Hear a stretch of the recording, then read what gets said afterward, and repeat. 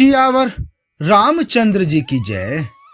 रामायण उत्तर कांड मास परायण का 28वां विश्राम भाग 10। श्री पक्षीराज गरुण से श्री काकभुसुंडी जी कहते हैं कि हे पक्षीराज, एक बार गुरुदेव ने मुझे बुला लिया और बहुत प्रकार से नीति की शिक्षा दी कि हे पुत्र, भगवान शिव की सेवा का फल यही है कि श्री राम जी के चरणों में प्रगाढ़ भक्ति हो। राम ही भजई तात शिव धाता, नर पावर के केतिक बाता। जासु चरण अज शिव अनुरागी, तासु द्रोह सुख चहसी अभागी। कि हे तात, भगवान शिव और श्री ब्रह्मा जी भी श्री राम को भजते हैं। फिर नीच मनुष्य की तो बात ही कितनी है। ब्रह्मा जी और शिव जी जिनके चरणों के प्रेमी हैं, अरे अभागे, उनसे द्रोह करके तू सुख चाहता है। गुरु जी ने भगवान शिव जी को हरि का सेवक कहा। यह सुनकर हे पक्षीराज, मेरा हृदय जल उठा। नीच जाति का मैं विद्या पाकर ऐसा हो गया जैसे दूध पिलाने से सर्प। अभिमानी, कुटिल, दुर्भाग्य और कुजाति में दिन रात गुरुजी से द्रोह करता। गुरुजी अत्यंत दयालु थे, उनको थोड़ा सा भी क्रोध नहीं आता। मेरे द्रोह करने पर भी वे बार बार मुझे उत्तम ज्ञान की ही शिक्षा देते थे। नीच मनुष्य जिससे बड़ाई पाता है, वह सबसे पहले उसी को मारकर उसी का नाश करता है। हे भाई, हे पक्षीराज गरुण जी, सुनिए। आग से उत्पन्न हुआ धुआं मेघ की पदवी पाकर उसी अग्नि को बुझा देता है। धूल रास्ते में निरादर से पड़ी रहती है और सदा सब राह चलने वालों के लातों की मार सहती है, पर जब पवन उसे उड़ाता, ऊंचा उठाता है, तो सबसे पहले वह उसी पवन को भर देती है और फिर राजाओं के नेत्रों और मुकुटों पर पड़ती है। हे पक्षीराज गरुण जी, सुनिए। ऐसी बात समझकर बुद्धिमान लोग अधम का संग नहीं करते। कवि और पंडित ऐसी नीति नहीं कहते हैं कि दुष्ट से न कलह ही अच्छा है न प्रेम ही। हे गोसाई, उससे तो सदा उदासीन ही रहना चाहिए। दुष्ट को कुत्ते की तरह दूर से ही त्याग देना चाहिए। मैं दुष्ट था, हृदय में कपट और कुटिलता भरी थी, इसलिए गुरुजी की हित की बात कहते थे, पर मुझे वह सुहाती न थी। एक बार हर मंदिर जपत रहे शिव नाम, गुरायो अभिमान ते उठी नहीं कीन्ह प्रणाम। हे गरुण जी, एक दिन मैं भगवान शिव के मंदिर में शिव नाम जप रहा था। उसी समय गुरुजी वहां आए, पर अभिमान के मारे मैंने उठकर उनको प्रणाम नहीं किया। गुरुजी दयालु थे, मेरा दोष देखकर भी उन्होंने कुछ नहीं कहा।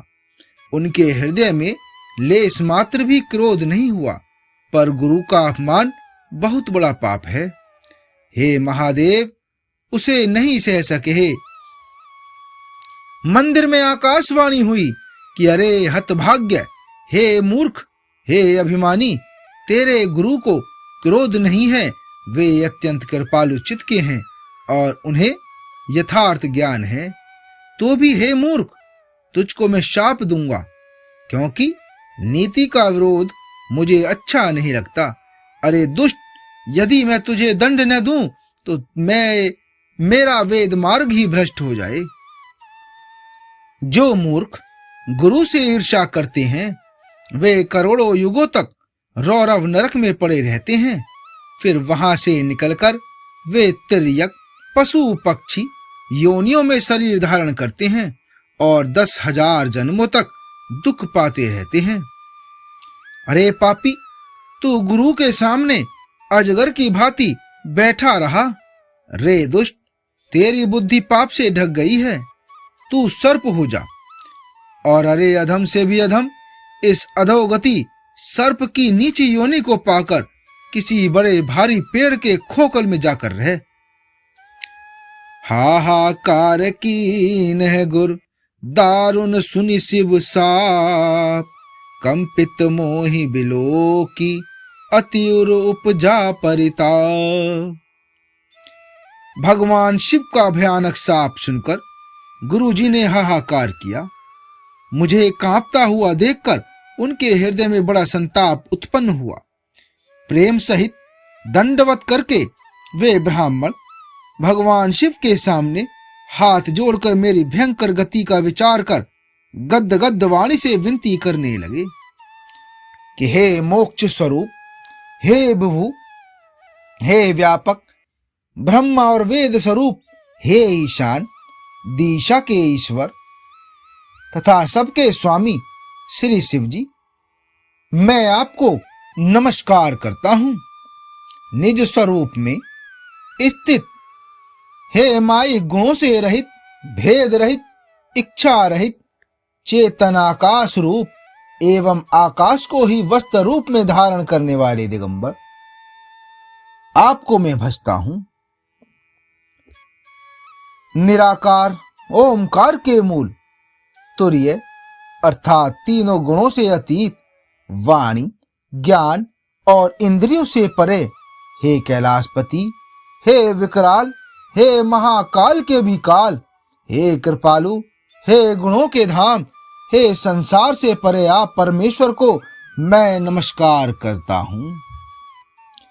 जो हिमाचल के समान गौरवर्ण तथा गंभीर हैं, जिनके शरीर में करोड़ों कामदेवों की ज्योति एवं शोभा है, जिनके सिर पर सुंदर नंदी गंगा जी विराजमान हैं, जिनके ललाट पर द्वितीया का चंद्रमा और गले में सर्प सुशोभित है, जिनके कानों में कुंडल हिल रहे हैं, सुंदर भ्रकुटी और विशाल नेत्र है, जो प्रसन्न मुख, नीलकंठ और दयालु हैं, सिंह चर्म का वस्त्र धारण किए और मुंडमाला पहने हैं, उन सब के प्यारे और सबके नाथ, कल्याण करने वाले श्री शंकर जी को मैं भजता हूं। जो प्रचंड रुद्र रूप, श्रेष्ठ तेजस्वी, परमेश्वर, अखंड, अजन्मा, करोड़ों सूर्यों के समान प्रकाश वाले, तीनों प्रकार के सूलों दुखों को निर्मूल करने वाले,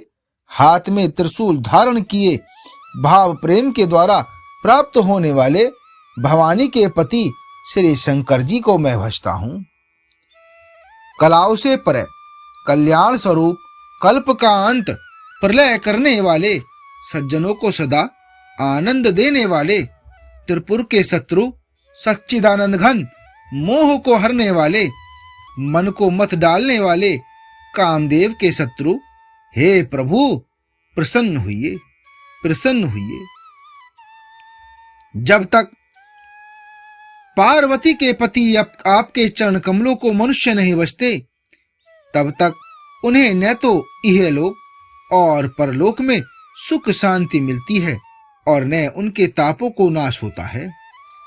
हे समस्त जीवों के अंदर हृदय में निवास करने वाले प्रभु, आप प्रसन्न हुइए। मैं न तो योग जानता हूं, न जप और न पूजा ही। हे शंभु, मैं तो सदा सर्वदा आपको ही नमस्कार करता हूं।